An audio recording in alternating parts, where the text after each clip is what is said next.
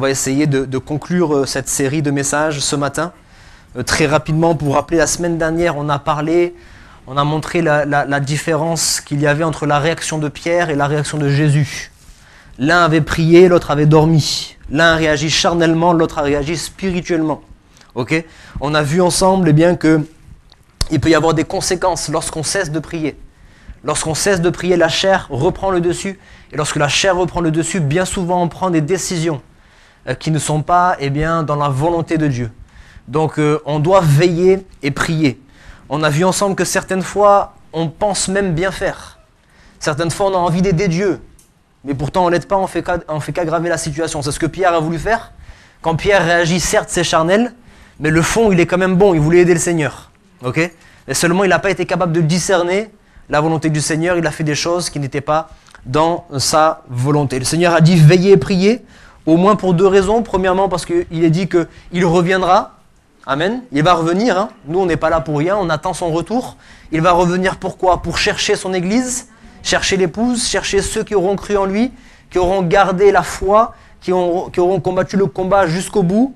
Et lorsqu'il va venir les chercher, la Bible nous dit qu'il va venir dans la nuit, entre guillemets, comme un voleur. On ne sait pas à quelle heure, on ne sait pas à quel moment. Donc à cause de ça, on doit veiller et prier.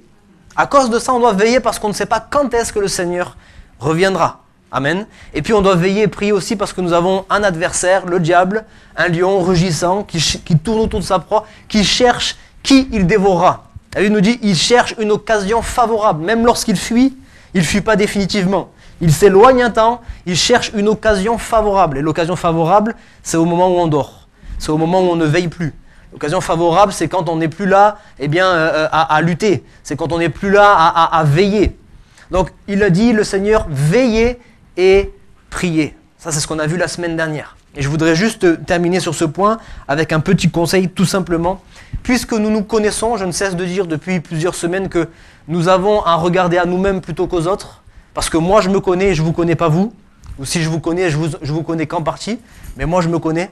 Je sais quand je suis vraiment dans une communion intime avec le Seigneur et quand je suis plutôt dans un temps de désert spirituel. Je le sais. Et vous le savez aussi. Des fois, on peut faire bonne mine devant tout le monde, on peut faire semblant que tout va bien, mais finalement, on sait qu'à la maison, notre intimité avec le Seigneur, elle est plus qu'elle était avant. Et quand c'est des moments comme cela, quand c'est des moments où j'ai mis la prière de côté, quand c'est des moments où je traverse un désert spirituel, le conseil, je dis petit conseil, mais c'est plutôt un grand conseil, ne prenez pas de décision en ce moment-là. Parce que l'ennemi, bien souvent, va faire en sorte que vous preniez des décisions juste à ce moment-là. Parce que comprenez bien une chose, le Seigneur pardonne, ça on le sait. Il ne se lasse pas de pardonner celui qui vit avec un cœur repensant, un cœur sincère. Le Seigneur ne se lasse pas de pardonner, mais même s'il pardonne, des fois il y a des conséquences. Alors je peux faire une erreur aujourd'hui, prendre une décision aujourd'hui, je pourrais revenir au Seigneur, ne vous en faites pas. Je peux toujours revenir au Seigneur. Je pourrais revenir au Seigneur, mais par contre il y aura les conséquences de mes choix. Et les conséquences, des fois, elles peuvent me coller à la peau pendant des années et des années. Voilà pourquoi je dis quand vous savez que vous êtes dans une période où c'est moins bien qu'avant, c'est plus que c'était, ne prenez pas de décisions importantes. Parce que le diable va essayer de vous piéger à ce niveau-là. Amen. Donc on parlait des voyants lumineux, voici un autre voyant lumineux qui s'est allumé, le sommeil spirituel, la réaction de la chair. On continue ensemble si vous voulez bien. Matthieu, chapitre 26. Versets 56 à 58. Évangile de Matthieu, chapitre 26, du verset 56 au verset 58. Je lis, « Mais tout cela est arrivé afin que les écrits des prophètes fussent accomplis. Alors tous les disciples l'abandonnèrent et prirent la fuite. Ceux qui avaient saisi Jésus l'emmenèrent chez le souverain sacrificateur Caïphe, où les scribes et les anciens étaient assemblés. Pierre le suivit de loin jusqu'à la cour du souverain sacrificateur, y entra et s'assit avec les serviteurs pour voir comment cela finirait. Il y a 4 mots qui m'intéressent ce matin. Pierre suivi de loin. Pierre suivi de loin. C'est-à-dire qu'il n'a pas encore renié le Seigneur. Il n'a pas encore abandonné le Seigneur. Il est toujours là. Il n'est pas très loin. Il est proche peut-être même. Mais il n'est pas vraiment avec le Seigneur. Il suit de loin parce que dans son cœur, il a déjà commencé à abandonner le Seigneur. Dans son cœur, il a commencé déjà à prendre du recul. Pierre est toujours là. Il s'intéresse encore au Seigneur. Il aurait pu laisser Jésus partir avec la garde et puis le retourner à sa maison. Non, il voulait quand même s'intéresser au sort du Seigneur. Il s'intéressait toujours aux choses spirituelles. On fait une application dans notre vie. On est en train de parler des moments où on peut rétrograder. Donc quand on parle de suivre de loin, on ne parle plus de suivre de loin physiquement. On parle que notre cœur, par rapport aux choses de Dieu, commence à prendre un peu de distance. On commence à prendre un peu de distance par rapport à l'intimité qu'on a avec le Seigneur. On n'a toujours pas abandonné le Seigneur. On n'a toujours pas renié le Seigneur, encore moins. On est toujours là, on suit. On continue à suivre le mouvement. Mais il y a du recul. Il y a de la distance. On commence à prendre de plus en plus d'écart. Et vous savez ce que la Bible dit? Celui qui se tient à l'écart cherche son propre intérêt, cherche ce qui lui plaît. Il y a différentes manières de se tenir à l'écart. Il y a des fois où on a besoin de se tenir à l'écart de la foule. Des fois même Dieu désire qu'on soit dans le désert seul, dans la solitude. Dans la solitude, il s'est révélé à Jacob. Dans la solitude, il a parlé à de nombreuses personnes. Ça, c'est autre chose. Quand on veut se mettre à l'écart pour chercher Dieu, c'est une chose. Mais quand on veut se mettre à l'écart, justement, à l'écart de Dieu, à l'écart des choses de Dieu, à l'écart des frères et sœurs, quand on se met à l'écart, déjà, premièrement, c'est que on a au fond de notre cœur quelque chose. Et deuxièmement, même si on n'a rien de mauvais, on est juste en train de se mettre en danger parce qu'on a toujours cet ennemi qui est là. Et on pense toujours, on a parlé du lion, on peut parler du loup aussi, qui essaye d'attaquer la bergerie. Mais tant que le troupeau est là, ça va. Alors, on sait très bien que les brebis ne peuvent pas faire le poids devant un loup. Encore moins devant une meute de loups. Mais si elles restent unies, vous voyez bien que c'est difficile pour la meute de venir attaquer. Donc ils essayent de prendre celle qui est à l'écart. Celle qui est à l'écart, celle qui est seule. Voilà pourquoi il faut faire attention et ne pas se mettre à l'écart. Toujours rester le plus proche possible du Seigneur. Alors oui, ça nous arrive. Dans la semaine passée, j'allais visiter une personne pour qui je vous ai demandé de prier. Et je lui expliquais ça. Je lui disais, tu sais, la vie chrétienne, faut le dire, c'est la montagne russe. Surtout au début. Il y a des moments où on est tout en haut, il y a des moments où on est tout en bas. Il y a des moments où on est au sommet de la montagne et puis il y a des moments où on est dans la plaine, on est dans le désert. Donc, ça arrive des moments où on est moins proche du Seigneur. Mais on doit tout faire pour être le plus proche possible du Seigneur. On ne doit pas prendre la décision nous-mêmes de nous mettre à l'écart. Amen. Ne nous mettons pas à l'écart. Marc chapitre 14 verset 54, c'est toujours bien sûr le même récit, mais relaté par l'évangéliste Marc. Pierre le suivit de loin, jusque dans l'intérieur de la cour du souverain sacrificateur. Il s'assit avec les serviteurs et il se chauffait près du feu. Alors je vous ai dit que c'était intéressant de lire les différents évangiles parce que chacun va apporter des petits détails. Et là, Marc va apporter un détail de plus que Matthieu. Il va dire Pierre se chauffait près du feu. Et je crois que là aussi, il y a peut-être une interprétation spirituelle. Pierre s'était refroidi. Quand on va se réchauffer près du feu, c'est qu'on s'est refroidi, n'est-ce pas? Pierre, spirituellement, à un moment donné, puisqu'il n'a pas veillé, puisqu'il n'a pas prié, puisqu'il s'est tenu loin du Seigneur, c'est lui notre feu. Vous vous souvenez des disciples d'Emmaüs? Nos cœurs ne brûlaient-ils pas au-dedans de nous lorsqu'il nous parlait? Tant qu'ils étaient dans sa présence, il y avait un feu qui était là. Et comme il s'est éloigné du feu, Pierre, il a commencé à se refroidir. Il a fallu qu'il s'approche d'un autre feu. Il a fallu qu'il s'approche d'un autre feu. Pierre s'était refroidi. Vous vous souvenez de cette parole dans le livre de l'Apocalypse? Puisque tu es tiède et que tu es ni bouillant ni froid, je te vomirai. Le Seigneur est en train de dire, il y a 3 catégories de personnes. Il y a ceux qui sont bouillants, il y a ceux qui sont tièdes, et puis il y a ceux qui sont froids. Mais écoutez bien ceci, même s'il y a 3 catégories de personnes, il n'y a que 2 destinées. Il n'y a que deux arrivées. Il y a le paradis et l'enfer. Je ne vois pas dans la Bible, ni de la Genèse jusqu'à l'Apocalypse, un 3e lieu pour ceux qui justement sont entre les deux. Nous sommes d'accord ensemble? Il y a un paradis et puis il y a l'enfer. Dans le paradis, qui est-ce qui rentre? Seulement et seulement ceux qui sont bouillants. Dans l'enfer, on retrouvera ceux qui seront froids. C'est-à-dire, ceux qui sont froids, c'est ceux qui ne s'intéressent pas du tout au Seigneur. Alors ça ne les intéresse pas du tout. Ils sont même peut-être contre le Seigneur. Mais ils sont froids, c'est clair. Et ceux qui sont froids, Dieu ne peut pas les vomir parce qu'il ne les avait pas en lui. C'est ceux qui sont tièdes qu'il avait en lui. Parce que peut-être qu'au début, ils étaient bouillants et qu'ils ont commencé à se refroidir. Et parce qu'ils se sont refroidis, il va les vomir. Ce que je veux expliquer ce matin, c'est qu'il nous faut être bouillant. Être tiède n'est pas suffisant. Être tiède, effectivement, c'est mieux qu'être froid. Mais ce n'est pas suffisant non plus. C'est pas parce que je suis mieux que ceux qui sont froids, mieux que ceux qui renient le Seigneur, mieux que ceux qui combattent contre le Seigneur, mieux que ceux qui ne s'intéressent pas au Seigneur, c'est pas pour autant que je vais entrer dans le ciel. On pense souvent au jeune homme riche. Il va aller vers le Seigneur, il va dire, tu sais, tous les commandements, je les ai respectés dès ma jeunesse. Et la Bible nous dit que le Seigneur l'aima. Il va l'aimer parce qu'il dit, celui qui garde ma parole, je l'aime. Donc, il avait respecté ces choses. Donc ça pouvait peut-être...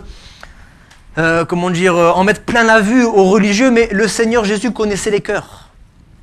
Et il savait que malgré tout ça, c'était très bien. Il n'a pas été contre, hein. Il dit c'est très bien. Mais il manque encore une chose. Une chose qui peut paraître petite, mais dans ton cœur, ça a beaucoup de place, c'est l'argent. Va, vends tous tes biens, distribue-les aux pauvres et puis suis-moi. Et cette simple parole a fait que ce jeune homme est parti tout triste. Vous comprenez ? Pourtant, il avait fait certaines choses, il avait vraiment veillé sur sa vie pour mettre en pratique certaines paroles du Seigneur, certains commandements du Seigneur. Mais il lui manquait quand même une chose. Et cette petite chose, ça peut paraître peut-être dur, ça peut paraître sévère, mais le Seigneur a dit clairement, il faut que vous soyez bouillant. Et si peut-être aujourd'hui, quelqu'un n'est plus bouillant, qu'il est tiède ou peut-être carrément refroidi, qu'il est obligé de se tenir auprès d'une autre source de chaleur qui n'est pas la présence de Dieu. Parce que Pierre va se réchauffer, mais pas dans la présence de Dieu. Pierre va se réchauffer ailleurs. Et on va voir que là encore, c'est un voyant lumineux qui s'allume. Là encore, on voit que sa vie spirituelle est en train de régresser. Il est en train de rétrograder petit à petit. Alors effectivement, dans le récit, ça se passe en quelques heures. Mais dans nos vies, je crois que des fois, ça prend plusieurs jours, voire plusieurs semaines, voire plusieurs mois. Et pendant tout ce temps, le Seigneur nous appelle encore. Pendant tout ce temps, le Seigneur nous interpelle encore. Il dit, attention mon enfant, tu commences à te refroidir. C'est pas encore terminé. C'est pas encore le point de non-retour, comme je disais la semaine dernière. La Bible nous dit qu'il y a un moment donné où on peut encore lutter. Il dit, le péché se couche à ta porte et ses désirs se portent sur toi, mais toi domine sur lui. Donc à ce moment-là, c'est pas encore terminé. À ce moment-là, tu peux encore dominer. À ce moment-là, tu peux encore revenir au Seigneur. Mais il faut veiller. Il faut être capable de discerner ces moments où on est beaucoup plus éloigné du Seigneur. Attention, mon frère, ma soeur, pas de compromis. Il faut éviter d'avoir un pied dedans, un pied dehors. Parce qu'on sait toujours qu'avoir un pied dedans, un pied dehors, déjà, c'est pas confortable. Et tôt ou tard, on risque, excusez-moi l'expression, de se casser la figure. Prends position. J'ai toujours dit, et j'ai toujours mis ce texte d'écriture bouillant, froid, avec aussi en parallèle, le Seigneur revient, la rétribution avec lui, que celui qui se souille davantage. Celui qui se sanctifie davantage. Prenez position. Prenez position. On continue au verset 71. Pardon, au verset 69 plutôt. Pierre était assis dehors dans la cour. Vous voyez comment ça va progressivement. Il se tient d'abord éloigné. Et puis à un moment donné, bon, pour que vous puissiez un peu imaginer la scène, on dit que la maison du souverain sacrificateur, c'était comme... il y avait une cour intérieure en fait, ok, encerclée par les différentes maisons, et certainement que le Seigneur était à l'intérieur de la maison, avec les scribes, les pharisiens, etc. Et puis Pierre était dans la cour, c'est-à-dire qu'il était toujours plus ou moins dans l'enseigne, plus ou moins dans l'enceinte, des bâtiments, il était présent. Il était encore dans la cour, mais il était présent. Mais il était dehors. Et dehors, ça veut dire quoi ? Dehors, ça veut dire être dans le monde. Et des fois, on n'est pas pleinement dans le monde. Parce qu'il est dans le monde, mais il a encore en visu le Seigneur. La preuve, c'est qu'à un moment donné, leurs regards vont se croiser. Il a encore en visu le Seigneur, mais il est dans le monde. Il est dans le monde, il est assis. On sait aussi que la position assise n'est pas toujours une bonne position. Ça n'a pas toujours une bonne connotation. Être assis, c'est lorsque David a voulu s'asseoir, parce qu'il avait fait de nombreuses guerres, il a voulu s'asseoir, il a voulu se reposer, c'est à ce moment-là qu'il a été tenté. et qu'il a pris Beersheba, nous savons. Et ça a été à de nombreuses reprises comme cela au travers de toute l'histoire. Des hommes, des femmes qui se sont assis, installés, et pas toujours dans une bonne position. Il s'est assis dehors. Il était dehors dans la cour. Et là, les choses commencent à s'accélérer, puisqu'au verset 70, Pierre nia d'avoir été avec Jésus. Et là, ça a dû commencer à être terrible, parce que lui qui disait quelques heures en arrière à peine, « Moi, je te renierai jamais, si je dois mourir avec toi, je vais mourir », il commence déjà à le renier une première fois. Il doit penser à ce moment-là à la parole de Jésus. « Avant que le coq ne chante 2 fois, tu me renieras 3 fois. » Je pense qu'à ce moment-là, il y a encore un combat.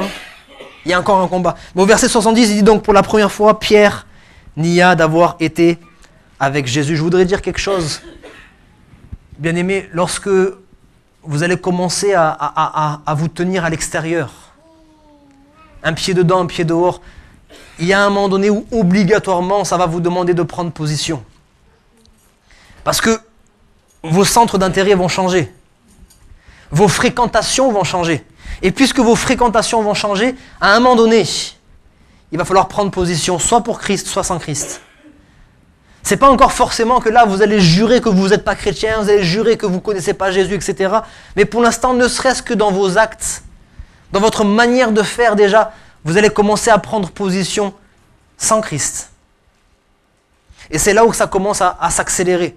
Quand on arrive justement maintenant au verset 71, il est dit, Pierre se dirigea vers la porte. Pierre, il est plus à l'aise. Vous avez vu comment ça s'est passé petit à petit? Il commence à s'éloigner du Seigneur, il se refroidit, il s'approche d'autres personnes, on commence à le reconnaître comme chrétien, etc. Il est plus à l'aise. Il est plus à l'aise, il veut vite partir. Il se dirige vers la porte, il veut vraiment carrément quitter la présence. Alors juste, je vous fais un petit récapitulatif pour que vous voyez bien vraiment toutes les étapes. Premièrement, premier voyant lumineux, en tout cas aujourd'hui, suivre de loin. J'ai pas renié, c'est important, j'ai pas renié le Seigneur, j'ai pas abandonné le Seigneur. Je suis juste de loin. J'ai pris du recul sur les choses de Dieu. J'ai pris du recul sur les choses spirituelles. Deuxième chose, ça va créer un refroidissement spirituel. Là encore, j'ai pas renié le Seigneur, j'ai pas abandonné le Seigneur, mais spirituellement, je suis plus pareil. Hein, c'est un petit peu comme le sport. Si vous ne faites plus du tout de sport, votre corps, on sent qu'il manque d'énergie, c'est compliqué. Et moins vous faites de sport, plus vous allez être... voilà. Ben, c'est pareil spirituellement. Plus vous allez vous éloigner du Seigneur, moins vous allez prier, moins vous allez lire la Bible, plus vous allez vous sentir engourdi. Vous sentez que vous n'êtes plus à l'aise, vous n'êtes plus bien. Ça, c'est le deuxième voyant lumineux qui s'allume. Troisième, c'est commencer à être dehors. Commencer seulement. Un pied dedans et un pied dehors. À ce moment-là, je peux continuer à aller à l'église. Je peux très bien aller à l'église le dimanche et puis toute la semaine avoir d'autres fréquentations et avoir un pied carrément dehors. Je peux très bien aller à toutes les réunions et puis le reste du temps avoir un pied dehors. Et là, je commence à avoir des fréquentations différentes comme j'ai dit tout à l'heure. Mes valeurs, les valeurs chrétiennes ne collent pas avec les valeurs du monde. Ok ? Vous allez vous rendre compte que vos valeurs là, ça va vous gêner plus qu'autre chose. Parce que les gens vont vous regarder de travers, les gens vont vous dire mais toi tu vis dans les années... c'est pas possible, aujourd'hui on est en 2021, les choses changent, etc. etc. Et du coup vos valeurs ne collent plus du tout.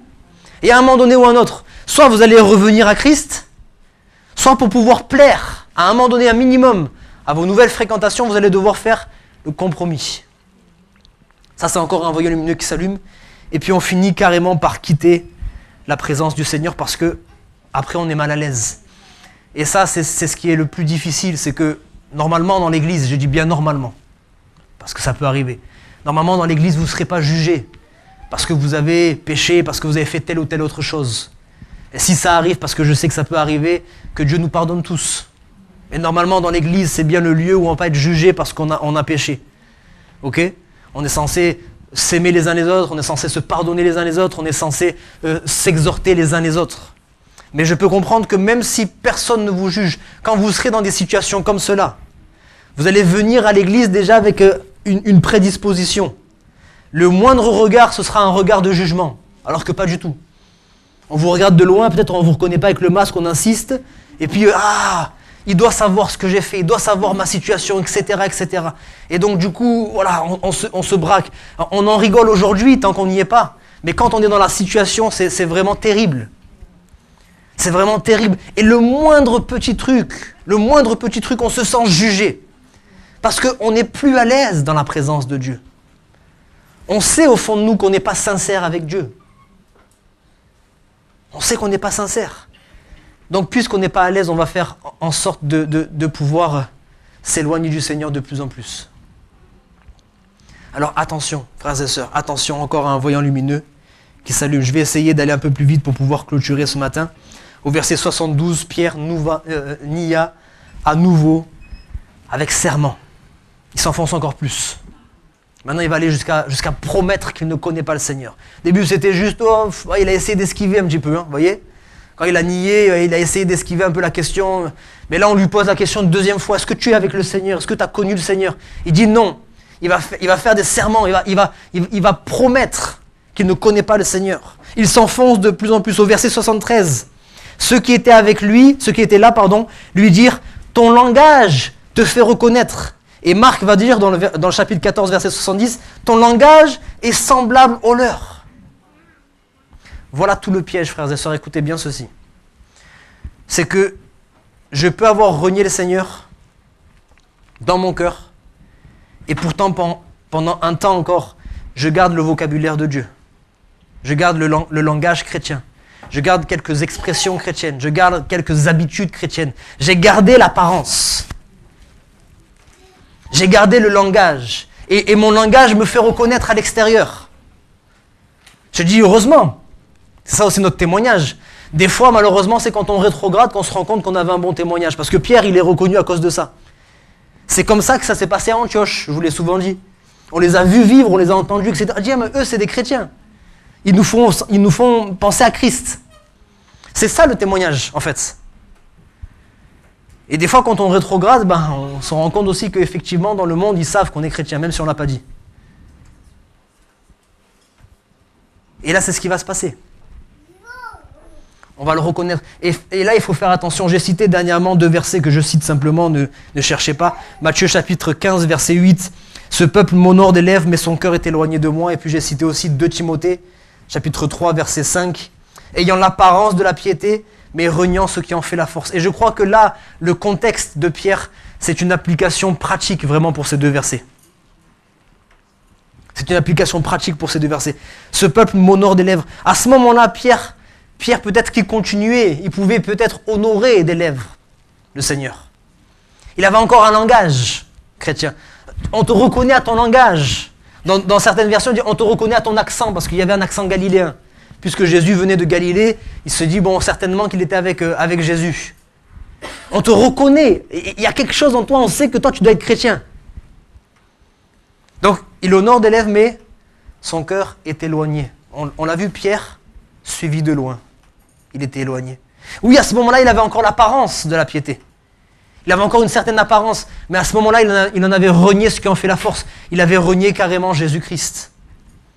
Vous comprenez? Alors, je voudrais juste, pour que vous compreniez bien, regardez le cheminement avec le Seigneur. Quand on rencontre le Seigneur, on est d'accord pour dire que d'abord, la transformation, l'œuvre, elle se fait à l'intérieur. Et puis ensuite, vers l'extérieur. J'en profite pour ouvrir une parenthèse, peut-être pour des personnes qui sont en train de s'approcher du Seigneur, qui nous suivent sur les réseaux sociaux. On a tous rencontré des personnes qui viennent avec de bonnes volontés et qui veulent essayer de changer l'extérieur, sans avoir été changé à l'intérieur. On a vu des personnes comme ça. Mais malheureusement, ça ne tient pas. Ça ne dure pas longtemps parce que ça, ce sont des œuvres. Et tant qu'on essaye de changer par les œuvres, ça ne peut pas durer longtemps. Il faut d'abord qu'il y ait une œuvre intérieure.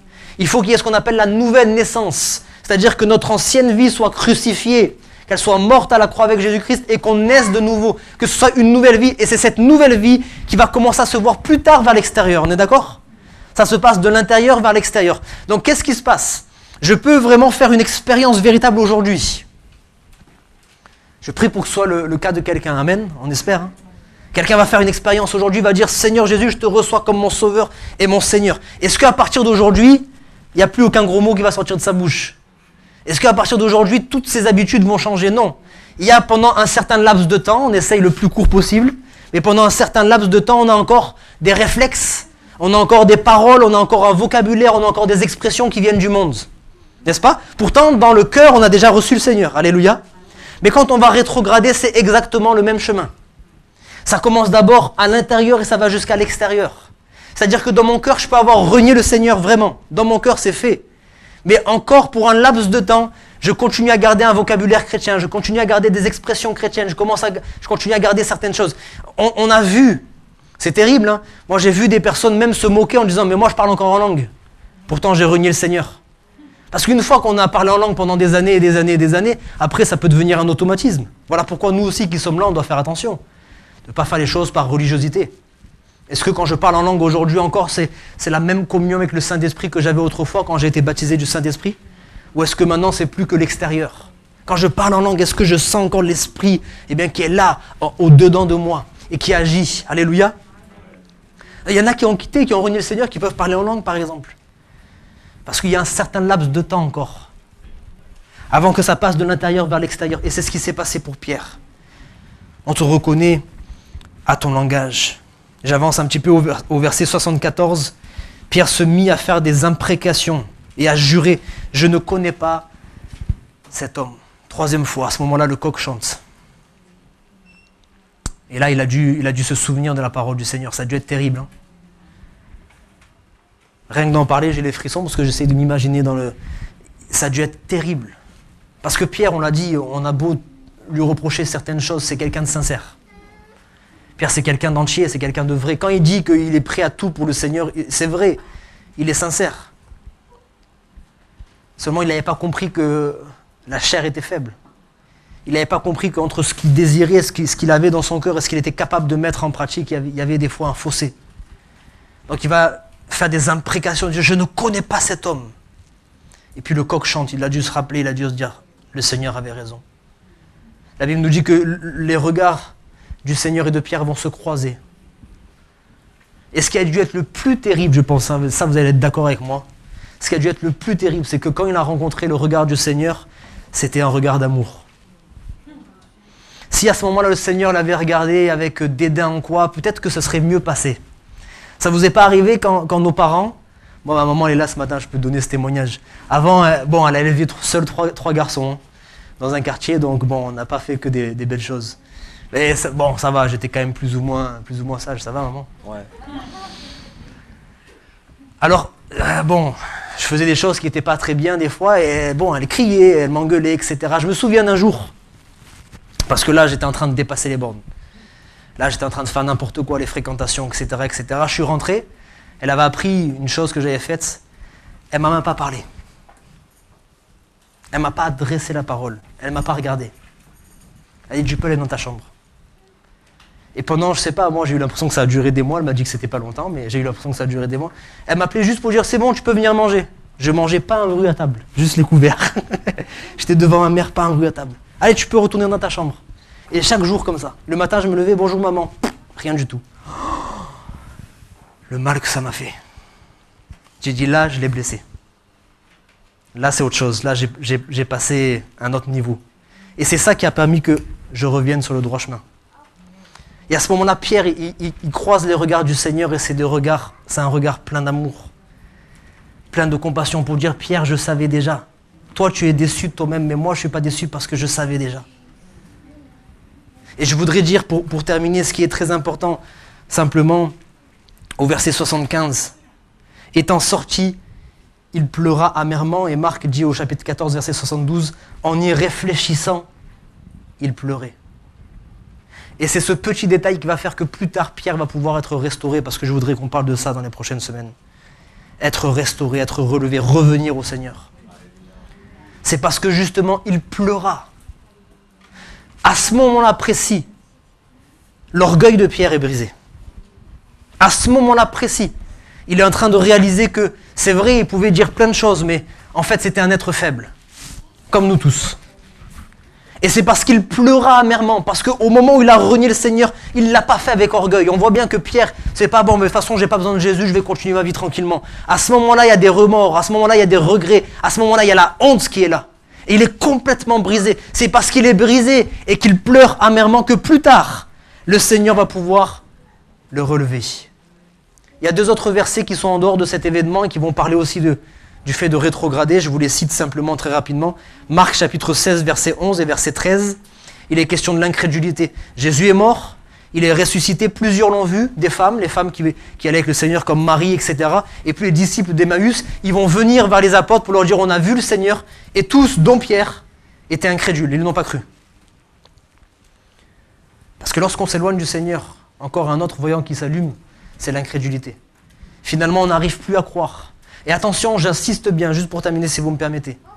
J'insiste bien, il y a incrédulité et incrédulité comme il y a foi et foi. Il y a croire de la tête et puis il y a croire du cœur. Il y a être incrédule de la tête et puis être incrédule du cœur. Quand vous allez rétrograder, il y a des personnes qui vont jusqu'à dire « Non, moi de toute façon, j'y crois plus du tout ». Mais c'est rare quand même. Beaucoup de rétrogrades qu'on connaît, c'est pas qu'ils disent « Je crois plus du tout en Dieu », c'est juste qu'il s'est passé toutes sortes de choses malheureusement dans leur vie qui fait qu'aujourd'hui, ils n'ont plus cette communion avec le Seigneur. Mais dans leur tête, ils croient encore. Dans leur tête, ils savent encore que Dieu existe, pour beaucoup. Ils savent encore dans leur tête. C'est seulement qu'ils n'arrivent plus à croire du cœur. Ils croient que Dieu est vivant. Ils croient que Dieu est mort sous la croix pour le pardon des péchés. Mais ils n'arrivent plus à croire au pardon de leurs péchés. Ils croient que Dieu est amour. Mais ils n'arrivent plus à croire dans l'amour de Dieu pour eux. On est d'accord pour ça? L'incrédulité. Et puis la dernière chose, il nous dit que Pierre retourna à la pêche. On sait que Pierre était un pêcheur, pas un pêcheur, aussi un pêcheur de poissons. Et Jésus va venir le voir avec son frère pour dire « Allez, laissez tomber vos filets, puis venez me suivre. » Et c'est ce que Pierre a fait. Mais quand Pierre va renier le Seigneur, il va retourner à la pêche. Merci. C'est ta petite fille, hein, Teresa. Merci. Alors, Pierre va revenir à la pêche.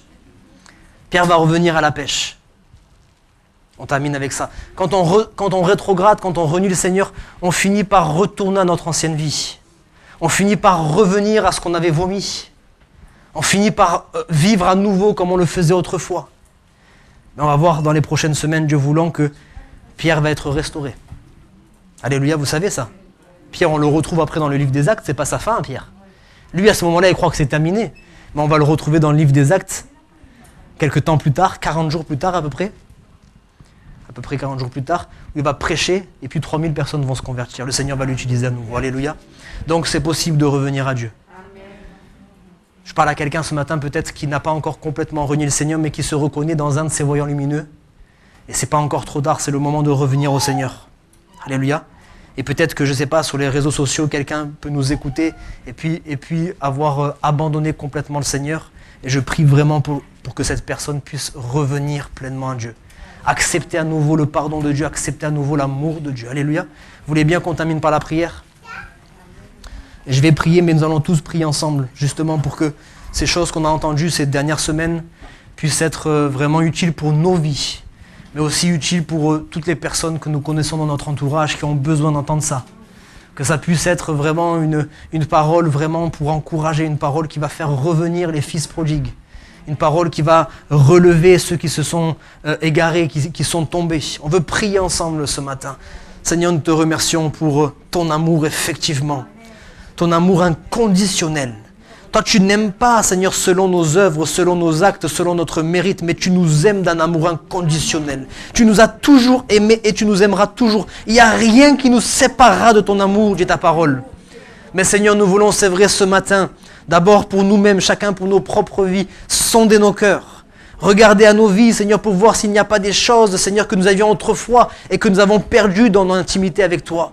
Nous voulons, Seigneur, revenir, Seigneur, là où nous sommes tombés. Nous voulons redécouvrir le feu du premier amour, nous souvenir de là où nous sommes tombés, nous repentir et revenir à toi de tout notre cœur. Fais-nous connaître, Seigneur Jésus, les temps d'autrefois. Fais-nous connaître l'intimité que nous avions autrefois. Fais-nous connaître, Seigneur Jésus, ces temps où tu nous parlais comme cœur à cœur, où tu nous visitais, où, Seigneur, tu nous bénissais. Seigneur, fais-nous connaître à nouveau ces moments-là. Mais nous te prions aussi pour ceux qui ne sont pas présents ce matin, mais qui peut-être ont rétrogradé ou sont en train de rétrograder. Te demandons, Seigneur, d'aller les chercher là où ils sont. D'aller, Seigneur Jésus, les confondre peut-être dans leur mauvais raisonnement. D'aller toucher leur cœur, Seigneur Jésus, et de les ramener à toi, de les attirer à toi par des cordages d'amour. Seigneur, tu ne te lasses pas de pardonner. Seigneur, tu es un Dieu rempli de miséricorde, rempli de compassion. Tu uses de patience envers chacun d'entre nous. Et Seigneur, tu pardonnes encore et encore sans relâche. Seigneur, tu n'es pas là pour rappeler les fautes anciennes, mais tu les oublies, Seigneur, les fautes anciennes. Et tu veux, Seigneur Jésus, nous relever, nous restaurer, comme tu l'as fait pour Pierre, comme tu l'as fait pour Jean, surnommé Marc, comme tu l'as fait pour des milliers de personnes, Seigneur Jésus. Nous voulons te demander de les ramener à toi, dans ton amour. Il n'y a que toi qui puisses le faire. Aucune parole humaine, aucun raisonnement humain ne peut, Seigneur, changer ces choses. Mais toi, tu peux le faire. Entends nos prières ce matin, s'il te plaît, Seigneur. Entends la prière de ton Église. Nous sommes unis ensemble, afin qu'aucune de tes brebis ne se perde. Nous voulons, Seigneur, revoir les fils prodigues dans ta maison. Nous voulons, Seigneur, non pas être comme le frère qui a vu cela d'un mauvais regard, mais nous voulons être comme le Père qui s'est réjoui. Qui s'est réjoui de voir, Seigneur, le frère revenir. Seigneur, s'il te plaît, fais une œuvre. Aujourd'hui, à cause de nos prières, fais une œuvre. Dans le secret des cœurs. Ne laisse pas l'ennemi, ne laisse pas le lion rugissant dévorer ses proies. Mais comme David, nous voulons ensemble aller chercher les brebis dans la gueule du lion, dans la gueule de l'ours. Aller les chercher, Seigneur, pour les ramener dans ta bergerie. Donne-nous cela, donne à mes frères, à mes sœurs des paroles. Des paroles, Seigneur, remplies d'amour, remplies de sagesse pour ces bien-aimés qui se perdent. Donne-nous, Seigneur, d'être des gagneurs d'âmes, mais de ramener les âmes aussi. Au nom de Jésus-Christ. Amen. Amen. Que Dieu vous bénisse.